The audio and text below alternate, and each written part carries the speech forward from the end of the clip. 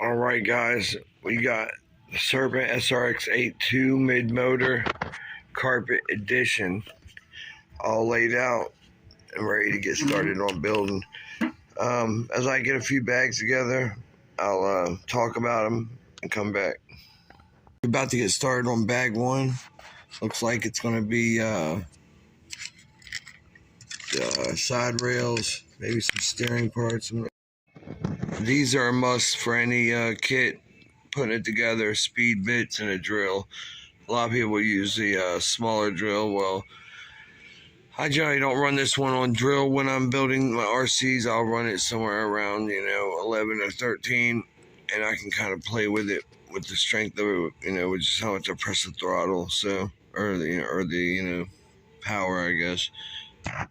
I spent about an hour and 20 minutes maybe, and I got through 3 bags. Basically the chassis, side skirts, a little front mounting part, and it had me wanting to install the servo during step 2, so I went ahead and chose the BK, which a buddy of mine runs the same exact servo. There's no issues. The other ones I got are a little stronger, more capable in 8 scale, where they're not really needed in this, so I'm going to save them for 8 scale backups. But I'm going to get back on this tomorrow, but that'll be just like a snap of a finger to you guys, so see you in the morning. It's about 7:30 in the morning. I decided to get up early, get cracking on this. Got me a Red Bull and some coffee, and I got a biscuit on the way, so all right, here we go. Ran across. Everything does go together well. You want to trim some of these things come on parts trees, so you do definitely want to trim the areas where it's necessary. Like that, not really necessary, and it's really kind of my phone will focus. It's really not that bad there, but anyway, the areas I have had trouble. This screw here, it's just a bit too long that it hits. This, if you screw it in all the way, so I just took my Dremel and cut it off, I'd say probably 2 millimeters. And now it's free. So also though, the other thing I had to do to get that to free up is the arm here is just it's too narrow. I had to go in and Dremel down just like half a millimeter on either side. Maybe not even that much, just the top coating off, and I just used a new wheel, or I could just get it down in there and just shim back just a little bit, just so that this thing can move freely, because it was not moving freely. Sorry, I forgot to mention these parts here, which the setup sheet that I'm using calls for the, let's see, what are they? The 0, 2.5, and 5.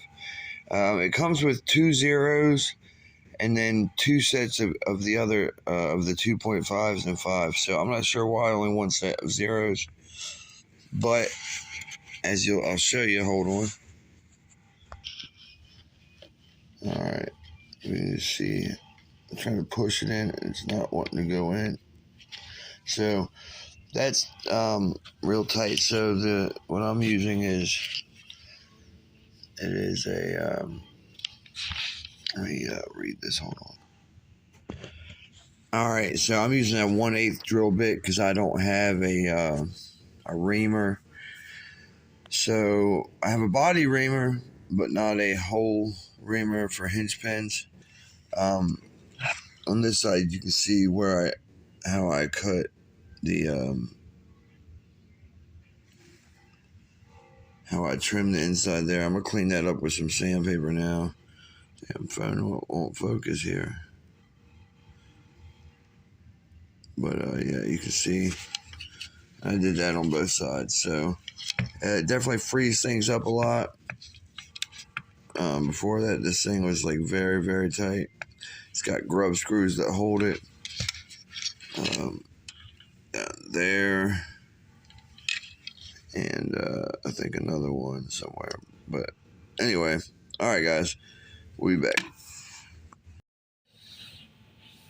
All right, guys.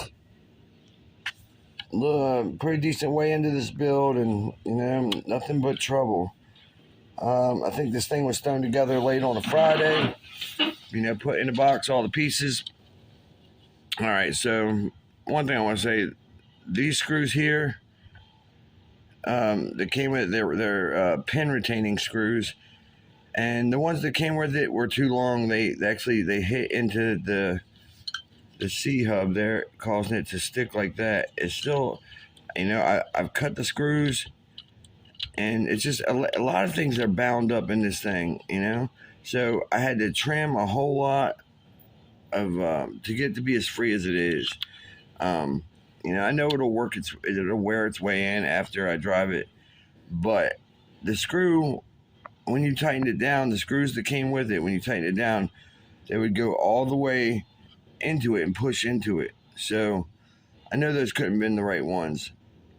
What I ended up doing was taking a Dremel, and I dremeled about 1 millimeter or so off, not sure, just enough to get it to where I knew it wasn't hitting.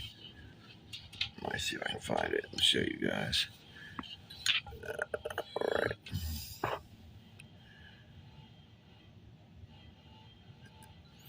I guess I can't really show y'all what I mean, but there are this screw right. Well, I guess I can't. This screw. Okay, you have the hinge pin here. Back up. You have the hinge pin here. Then this screw. Well, the screw was so long it was hitting this, not allowing it to want to go up. See how it sticks like that? That could be these ball ends, because it was loose before. These ball ends are very tight, rod ends, whatever you want to call them. So I think that's kind of what that is. I know that it's going to need some breaking in, but anyway, but these screws were too long, so I had to cut them back. So, all right, later on in the build, I get to the part where I'm installing the sway bar, and it calls for 6 millimeter screws. What they provided was 5 millimeter. And they won't even bite on the plastic. Like, I put it in there and screw and screw and screw and screw, and it just keeps spinning and spinning and spinning. And I look all around, and I know that I opened the correct bag, and So what I did was just used these longer screws here for here. So that's what's actually in there now, and used the little 5 millimeter ones they had put it for gave me to put here. I used those here. And and they bit into this plastic, and they're just retaining a screw, but I added a little super glue to the end so that it'll definitely hold them in there. Or I could have, just went and got some screws out of my own supplies, but you shouldn't have to do that. I'm pretty disappointed with just with the quality of putting this kit together so that it'll be proper for somebody to build. The instructions aren't that great. It's just pictures, and you gotta look real closely, and and they got little diagrams kind of pointing where everything goes. I've gotten it figured out so far, but I am a little disappointed with not getting the right pieces. And then, let me get that back. All right, so the other issue. All right, if you take a look at that screw right here.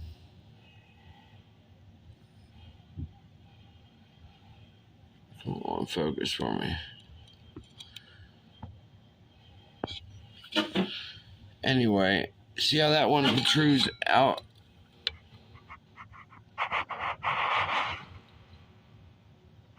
I want this damn thing focused.